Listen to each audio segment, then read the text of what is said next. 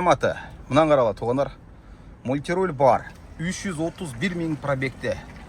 Еш қандай ошибка жаңған жерлер жоқ таблода. Бұл жерді көргілі. Большой, как положено, монитор бар. Кино, мен о нарақ пираттарды көрсеңіздер болады туғандар.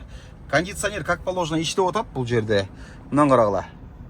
Подогрев бар, обдув бар, только водительде. Пассажирға зачем керегі бар? Түрі керегі жоқ оларға. Эко режим бар екен. Бұл жақта оларды көрсеңіздер болады. Качество жақсы еле, баяғында износ болып кеткен емес. Мына мелочтарды айтпайлы қойын еме сіздерге көрсетіп шығайын туғандар. Электро отырғыштар біраз жытылып қалыптыр, базар жоқ, бірақ электрический. Мына еще ешікте мятина бар екен, жамат.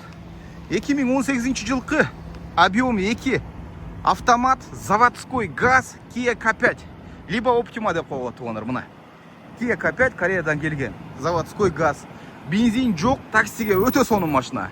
820 000 жақсы түшіп бере тұрған болды, жамат. 820 000 жақсы скидка бар.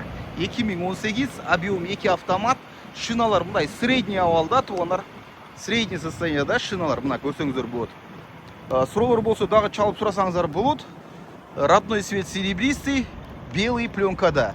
Задний вид камера бұл жерде бар туғандар мына. Көре бересің. А так 820 000 деп бағаны қойдық.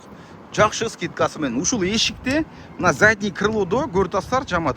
Небольшой мятина бар. Бирок ешік оригинал кен.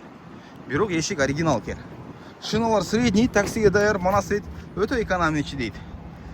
Газ болғандықтан таксиде жырғайсын дейді туғандар. 1000 рубль, 1200 рубльдік газ қоям дейді. Кечке жетеді дейді туғандар. Кечке жетеді дейді. Мына ушындай чалып сұрай бересер туғандар. 820 000 торг бар. Салам алейкум.